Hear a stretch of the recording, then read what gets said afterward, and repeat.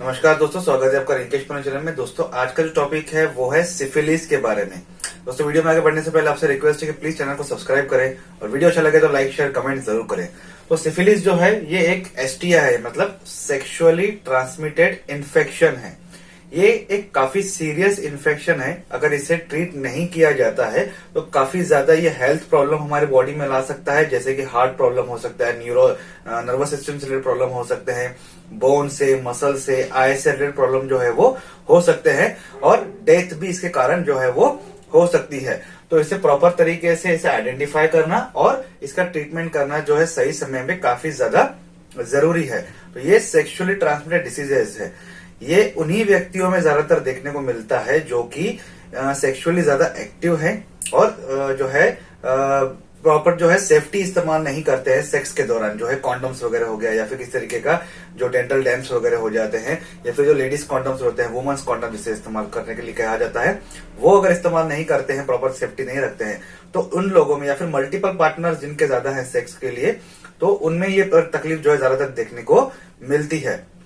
ये जो कंडीशन रहती है, इस कंडीशन को अगर हम लोग देखते हैं कि अगर इसको अगर प्रॉपर तरीके से हम लोग अगर ट्रीट करते हैं, इसके अलग अलग स्टेजेस है वो समझेंगे, इसका कॉजेज ट्रीटमेंट भी हम लोग इसके बारे में अभी आगे समझेंगे।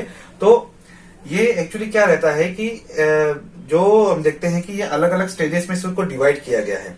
स्टेजेस इसलिए डिवाइड किया गया है कि ये जैसे जैसे उसके सिम्टम्स है, जैसे जैसे वो बैक्टीरिया हमारे बॉडी में आता है, उस व्यक्ति के बॉडी में आता है जो कि किसी इन्फेक्टेड व्यक्ति के द्वारा अपने बॉडी में वो बैक्टीरिया ले लेता है, तो उस हिसाब से फिर इसकी लेवल रहती है, एक स्टेजेस रहती हैं। तो उस स्टेजेस के हिसाब से इसके सिम्टम्स रहते हैं और उसके हिसाब से इसकी ट्रीटमेंट जो है वो डॉक्टर आपको देते हैं। तो पहले स्टेजेस समझ लेते हैं, बाद में कॉजेस ट्रीटमेंट पे हम लोग आ जाएंगे। तो 4 स्टेजेस में इसके सिम्टम्स को और इसकी कंडीशंस को या फिर इसकी प्रोग्रेस को जो है इसे डिवाइड किया गया है। पहला है प्राइमरी सिफिलिस। प्राइमरी सिफिलिस क्या होता है कि जैसे ही कोई व्यक्ति के अंदर ये बैक्टीरिया आ जाता है किसी और व्यक्ति के द्वारा, सेक्सुअल कॉन्टेक्ट के द्वारा, उस बैक्टीरिया के आने के बाद 2 से 12 हफ्ते में इसके सिम्टम्स देखने को मिलते हैं। 2 से 12 हफ्ते ये लेता है। जो जैसे ही ये है कि इसमें क्या होता है, पहले स्टेज में एक स्मूथ रेड सोर, एक कैंकरे उसे नाम दिया गया है, एक स्मूथ कलर का, स्मूथ में, और एक रेड कलर का जो है वो कैंकरे रहता है। एक सर्कल बोल लीजिए या फिर एक घाव जैसा बोल लीजिए, लेकिन ये काफी ज्यादा प्रॉब्लम वाली बात नहीं रहती है क्योंकि ये पेनलेस रहता है। कहाँ होता है? जेनिटल पार्ट पे ज्यादा होता है। पुरुषों के जो लिंग रहते हैं वहां पे उसके सर्कल एरिया में देखने को मिलेगा। वुमेन्स का वल्वा उसके साइड में आपको ये देखने को मिल सकता है। और ये कभी कभी कुछ माउथ के अंदर भी जो है ये देखने को मिलता है। पेनलेस रहता है, दर्द इसमें नहीं होता है, और ये कुछ ही हफ्तों में या कुछ महीनों में ये अपने आप ही चला जाता है। तो ये फर्स्ट स्टेज है सिफिलिस के, इसे प्राइमरी सिफिलिस कहा जाता है। दूसरी स्टेज में जब वो आता है उसे कहा जाता है सेकेंडरी सिफिलिस। अब इसका मतलब क्या है कि जब प्राइमरी सिफिलिस का जो ये कैंकरे है ये खत्म हो जाता है, ये अपने आप जब खत्म हो जाता है, मतलब ये जब कुछ हफ्ते या महीने लेता है तो ये खत्म हो जाता है। उसके खत्म होने के बाद 1 से 6 महीने के बाद सेकेंड स्टेज जो है वो, इसकी फेज जो है वो शुरू होता है। इसमें क्या होता है कि रफ बम्पी सिफिलिस जो है वो अपीयर होता है। जो आपने कैंकर देखा स्टॉप्ड, उसमें एक रफ देखने को मिलेगा और एक बम्पी जैसा कुछ दिखेगा, वैसे भरा हुआ कुछ दिखेगा आपको, घाव जैसा। तो एक सिफिलिस जैसा है वो अपीयर होगा आपको, जो कि ज्यादातर हम देखने को मिलता है वो पाम पे देखने को मिलता है या फिर सोल पे देखने को मिलता है। ये जेनिटल पार्ट पे नहीं रहता है। तो ये चीजें हैं कि जो आपको फर्स्ट और सेकंड से आइडेंटिफाई आप कर सकते हैं कि आपके बॉडी में कुछ ना कुछ गड़बड़ है, कुछ बैक्टीरियल इन्फेक्शन है या किसी प्रकार का कोई इन्फेक्शन है। इस स्टेज पे आप एक्शन ले सकते हैं और स्टेज पे ट्रीटमेंट जो है वो ज्यादातर इसीलिए हो सकती है क्योंकि ये 2 स्टेज जो है ये काफी ज्यादा कॉन्टेजियस है। मतलब ये अगर पहली और दूसरी स्टेज है क्योंकि इसके सिम्टम्स पता नहीं चलते हैं और ये इजीली जो है आप ट्रांसफर कर सकते हैं किसी दूसरे व्यक्ति में।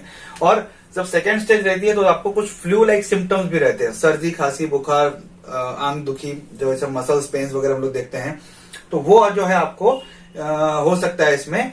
और उसके बाद अगर हम प्रॉपर तरीके से आइडेंटिफाई कर सकते हैं और ट्रीटमेंट कर लेते हैं तो ये इसे प्रॉपर तरीके से ट्रीटमेंट हो सकती है और इसे रोका जा सकता है। उसके बाद लेटेंट सिफिलिस।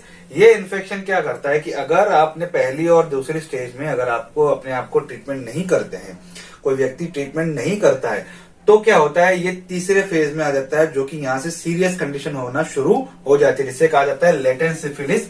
ये आपके हार्ट, बोन, नर्व्स और ऑर्गन्स जो रहता है इसे डैमेज कर सकता है, और ये काफी सालों तक आपके शरीर में ये इन्फेक्शन रह सकता है। ये जो स्टेज है, थर्ड स्टेज जो है, ये रह सकती है। इसकी वजह से आपके बॉडी में काफी ज्यादा चेंजेस आ सकते हैं। बॉडी के ऑर्गन्स के जो फंक्शनिंग है उसमें काफी ज्यादा बदलाव आ सकता है, नर्वस डैमेज हो सकता है, हार्ट प्रॉब्लम आ सकती है। तो काफी ज्यादा बीमारियां जो है आप उसमें इन्वाइट जो है उसमें इसके कारण कर सकते हैं।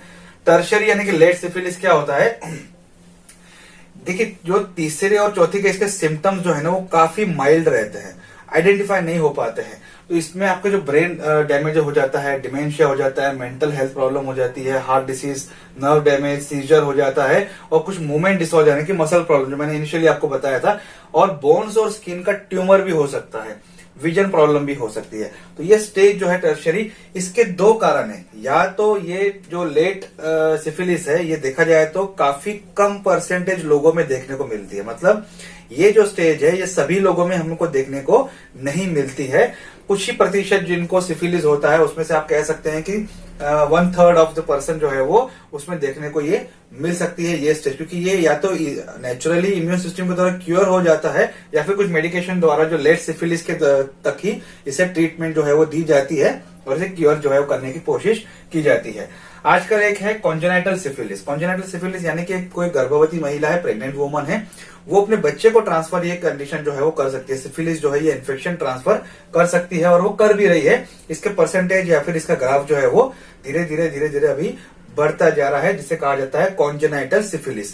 तो कॉन्जेनाइटल सिफिलिस अगर प्रेगनेंसी के दौरान भी अगर आपकी जो जांच होती है तो उसमें ये सब चीजें भी देखी जाती है, और आप खुद होके अगर कहते हैं कि मुझे इन्फेक्शन अगर है वल्वा में तो उसके जांच की जाए, और ताकि मेरे वो बच्चे में ट्रांसफर ना हो सके। तो इसका अवेयरनेस आपको होना काफी जरूरी है। देखते हैं कि who might get the syphilis, मतलब सिफिलिस किसे हो सकता है, या कौन ऐसे जो टारगेटेड ऑडियंस है जिसे ये होने के चांसेस ज्यादा रहते हैं। सबसे पहले जो इसमें देखा जाता है, जो सर्वे जो देखा गया है वो है गे, जो कि बायसेक्सुअल, जो मैन टू मैन सेक्स होता है उसमें, या फिर बायसेक्सुअल है, या फिर ऐसे व्यक्ति जो कि अनप्रोटेक्टेड सेक्स करते हैं, न कॉन्डम इस्तेमाल करते हैं, न किसी प्रकार की टेस्टिंग करते हैं। अगर मल्टीपल पार्टनर्स हैं उनके, तो मल्टीपल पार्टनर्स में हो सकता है HIV पॉजिटिव पेशेंट है, या ऐसे कोई व्यक्ति के साथ कोई सेक्स करता है जिनका ऑलरेडी जो पॉजिटिव रिपोर्ट आ चुका है HIV के लिए, क्लेमाइडिया के लिए, गोनोरिया के लिए, ये या फिर हर्पीस के लिए। तो क्लेमाइडिया, गोनोरिया के ऊपर मैं वीडियो बना चुका हूँ, चैनल विजिट करके देख सकते हैं। हर्पीस के ऊपर जल्दी आने वाला है वीडियो, तो उसके बारे में हम लोग तब बात करेंगे, और HIV के बारे में भी। और जैसे मैंने पहले बताया आपको कि प्रेग्नेंट वुमन जो रहती है, प्रेग्नेंट वुमन भी जो है वो अपने बच्चे में ये ट्रांसफर कर सकती है। तो ये जो टारगेटेड ऑडियंस रहती है इनमें सबसे ज्यादा देखने को सिफिलिस हमें मिलता है। कॉज क्या है, देखिए अनप्रोटेक्टेड सेक्स है, वही सबसे बड़ा रीजन है इसके बढ़ने का। तो अगर आप और मल्टीपल पार्टनर्स हैं अगर आपके, तो और आप कोई ब्लड टेस्ट करके नहीं, अगर आपने आपको टाइमली अगर आप अपने आप की जांच नहीं करते हैं, तो ये सबसे बड़ा कॉज है ये बीमारियां होने का। किसके कारण होती है, एक बैक्टीरिया के कारण होती है। कौन सा bacteria, Treponema pallidum. Treponema pallidum एक बैक्टीरिया रहता है जो कि रिस्पॉन्सिबल रहता है सिफिलिस के लिए।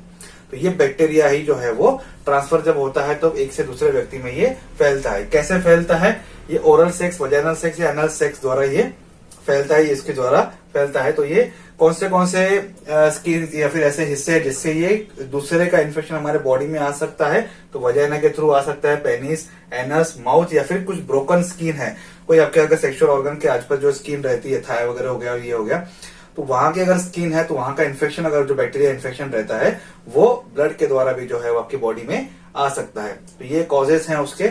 सिम्टम्स की बात करें, साइनो सिम्टम्स की बात करें, तो जैसे मैंने आपको बताया था कि जो स्टेजेस हैं इसके अलग अलग, तो स्टेजेस के हिसाब से उसके अलग अलग साइनो सिम्टम्स थे। तो जैसे उस व्यक्ति की जो स्टेज रहेगी वही उसके हिसाब से जो साइनो सिम्टम्स देखने को मिलेंगे, तो वही इसके ये सिम्टम्स हैं।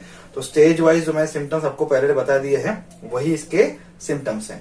डायग्नोसिस, सबसे पहले जो व्यक्ति रहते हैं जो सेक्स ट्रीटमेंट करते हैं, या फिर ज्यादातर यूरोलॉजिस्ट ही आपको फिर रिकमेंड करते हैं कि किसके पास जाइए, तो वो आपकी हिस्ट्री लेते हैं, आपके सेक्सुअल लाइफस्टाइल के बारे में पूछते हैं, मल्टीपल पार्टनर्स के बारे में पूछते हैं, और प्रोटेक्टेड आप सेक्स इस्तेमाल करते हैं नहीं करते हैं, ऐसे कई प्रकार की जो हिस्ट्री आपकी ली जाती है। ब्लड सैंपल्स आपके लिए जाते हैं टेस्टिंग के लिए कि आपका बैक्टीरियल इन्फेक्शन जो है वो कौन सा है और किस लेवल पे अभी आ चुका है। उसके बाद स्किन सैंपल, जो कैंकरे मैंने आपको बताया था फर्स्ट स्टेज में जो एक स्किन पे आ जाता है, वो कैंकरे का भी हो सकता है वो सैंपल ले लें और एक टेस्टिंग के लिए वो पैथोलॉजी के यहाँ पे भेजें, तो कि ये जानने के लिए कि ये स्टेज कौन सी है, इन्फेक्शन कौन सा है और क्या इस पे ट्रीटमेंट जो है वो दी जा सकती है। ट्रीटमेंट बैक्टीरियल इन्फेक्शन को ज्यादातर एंटीबायोटिक से ही ट्रीट किया जाता है, और एचआईवी और जो सेक्सुअल ट्रांसमिशन इन्फेक्शन रहते हैं उसे भी एंटीबायोटिक से ज्यादातर ट्रीटमेंट दी जाती है। तो पहली बात, अगर आपको ये चीजें हो गई है, अगर आपको ट्रीटमेंट पे आ गए हैं, तो सबसे पहली बात तो ये है कि जो भी ट्रीटमेंट आपको दी गई है वो ट्रीटमेंट आपको सही समय पे लेनी है, और जितने समय के लिए बताई गई है उतने समय के लिए लेनी है। कोई गैप ना करें, किस तरीके का कोई उसमें आनाकानी ना करें। और अगर आपको फाइनेंस की इशू होती है तो आप जेनेरिक मेडिसिन भी प्रेफर कर सकते हैं, वो ले सकते हैं। प्रिवेंशन, जो कॉजेस रहता है उसे ही अगर आप कंट्रोल कर लो तो वही आपके लिए प्रिवेंशन है, जिसके कारण मतलब अनप्रोटेक्टेड सेक्स है, मल्टीपल पार्टनर्स हैं, आप जांच नहीं करवाते हैं और अपने पार्टनर के साथ बात नहीं करते हैं कि वो आपकी सेक्सुअल लाइफस्टाइल के बारे में, तो वो बातें करें और उनके साथ जो है सेफ प्रैक्टिस अगर आप करते हैं तो यही चीजें आपकी प्रिवेंशन है जो आपको सिफिलिस होने से बचा सकती है। दोस्तों आज का टॉपिक यही तक था। वीडियो अच्छा लगे तो लाइक शेयर सब्सक्राइब कमेंट जरूर कीजिएगा। Thank you.